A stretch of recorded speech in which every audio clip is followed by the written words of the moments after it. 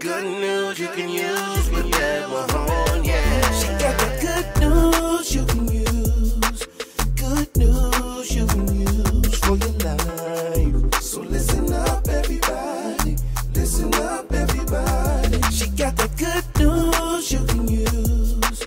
Good news you can use for your life. If you want to get the info that'll help you throughout your life, yeah. Hello, and welcome again to this limited edition series of The Boomer Beat with your host, Beverly Mahone. I've been taking a trip down memory lane with some folks, reflecting on the would have, should have, could haves of our lives. Reflecting on if I knew then what I know now, how different my life would have become. And today we are going to be talking with another Ohio University connection, Jeffrey Finkle. Now, Jeffrey, do you go by Jeffrey or do you go by Jeff? Jeff. Okay, so Jeff, let me start off by asking you to let our audience know about you as far as where you were born and raised and how you got to where you are today. So I was born and raised in a place called Newark, Ohio. That's 30 miles east of Columbus. It was a manufacturing town when I was growing up.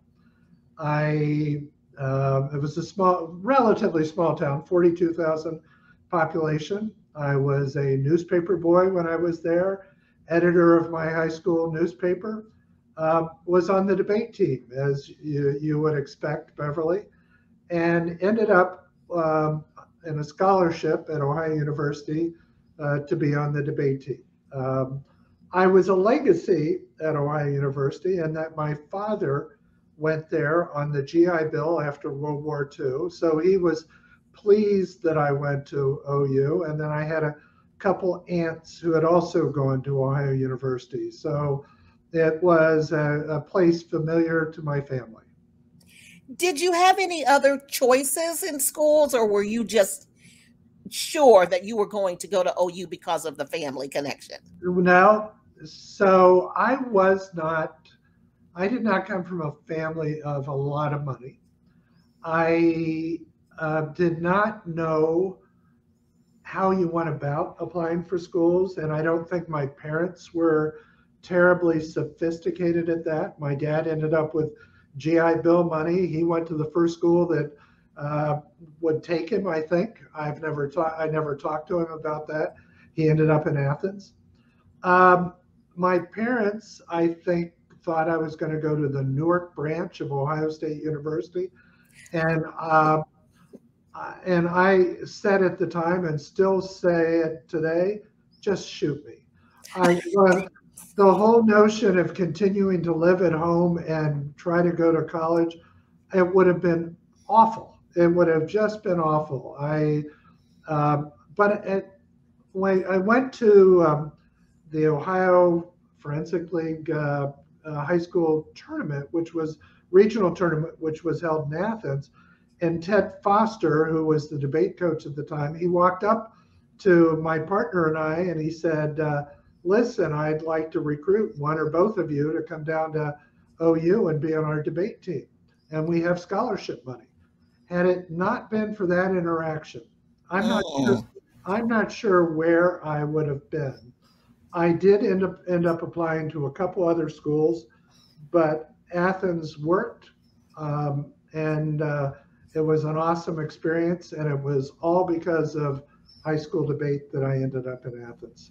Exactly. Same for me as well. I mean, not the same story, but Ohio University was definitely number one on the list when it came to forensics.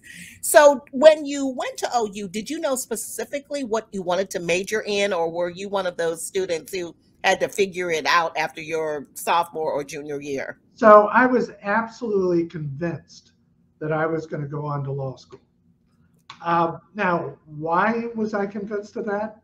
I liked all the legal television shows.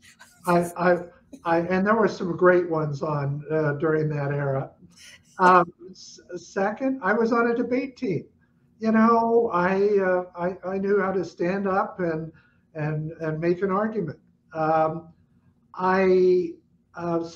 Needless to say, I did political science and government and history. Those were my focus. However, I didn't graduate with any of those. Because being on the debate team, we had little cubicles or offices in Cantner Hall. You may remember Cantner Hall next to the RTV building. Well, I got to meet all of the professors of interpersonal communications. Well, so all of a sudden I'm talking to Chuck Carlson, Dr. G, Dr. Wagner, Dr. Foster, Dr. Beatty, and they sound, I'm friends with them at this point. Oh, you should come take my course. So I started taking their courses. And lo and behold, I ended up with a Bachelor of Science in Interpersonal Communication. I had a minor in government, and I ended up with a minor in education. Why was that? School took a lot of work, and I did not know how I would fund law school. So I got worried that at the end of school, I would not have a profession. You need a profession in life, right? Yes. So I ran down to the School of Education so that I could coach high school debate teams, teach speech, teach government, teach history. So I ended up with a minor in education. Never taught a single day professionally after college, but ended up with getting a certification in the state of Ohio to teach high school. Wow. How did your journey get you to Washington, D.C.? So now along the way, if you're interested in government and if you're interested in political science and you're on a debate team, you're a little opinionated. You're also, you're either a Republican or you're a Democrat, and you know that pretty well.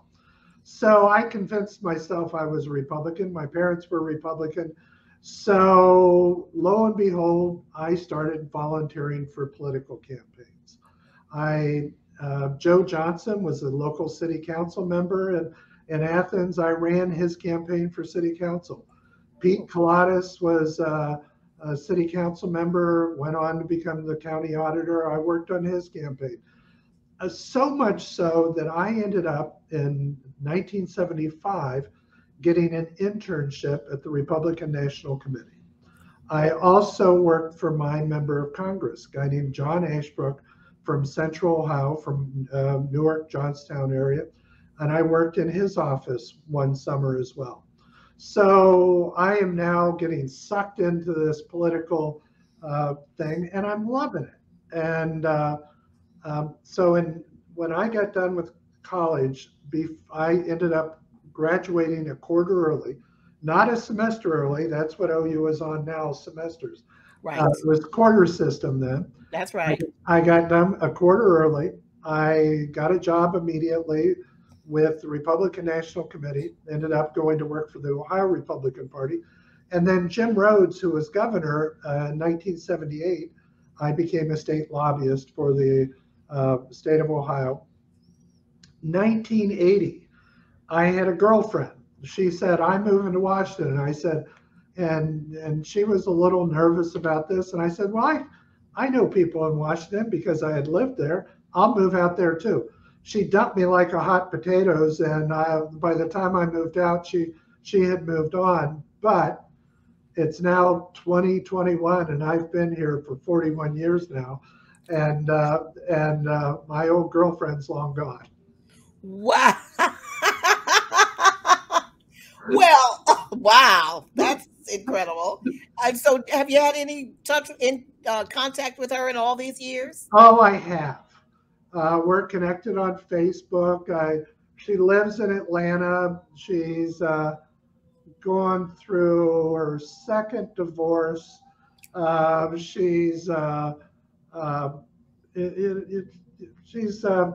think she's retired from her job.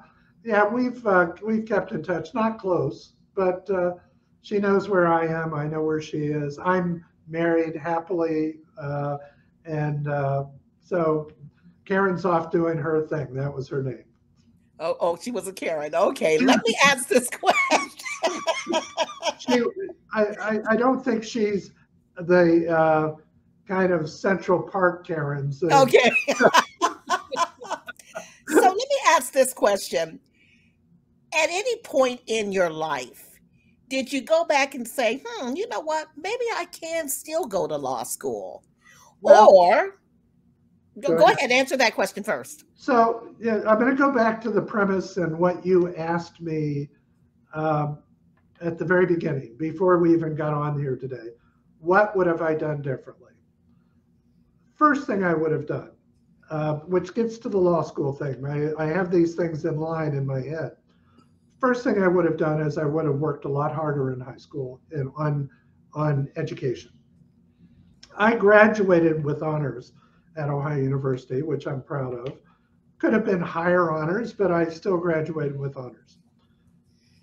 I would have been a much stronger student had I stuck my nose in the books a lot harder in high school. I didn't suffer in high school. I was on the debate team. I was editor of my high school newspaper. I did lots of extracurricular stuff. I always had jobs. I was making money. But had I worked at Latin a little harder, had I worked at algebra a little harder, had I worked at biology a little harder, I would have come much better prepared as a college student.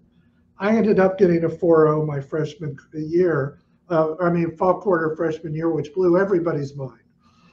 My parents were stunned. They said, well, you can barely get a 3.0 in high school and you're going off and getting a 4.0 in college. What's this all about? But it was hard work. And I had I worked harder in high school, I think I would have, I'm sure I wouldn't have coasted in college, but it would have made it, my fundamentals would have been better. Second, yes, I've always regretted not going to law school, and it's too late at this time in life because I would just be throwing money at some law school. I'd earn some of it back, but I would never be able to repay what I put into law school. But had I thought about it more, had I sought more advice, had I had those better fundamentals, I probably could have gone to law school and been successful at it. And I would have figured out a better way to not worry about taking on some debt. My dad was debt adverse. He would never have thought about taking out debt for education. I walked out of college without any debt. That's not the case for kids today, for many kids today. But my era, that was not something many people did.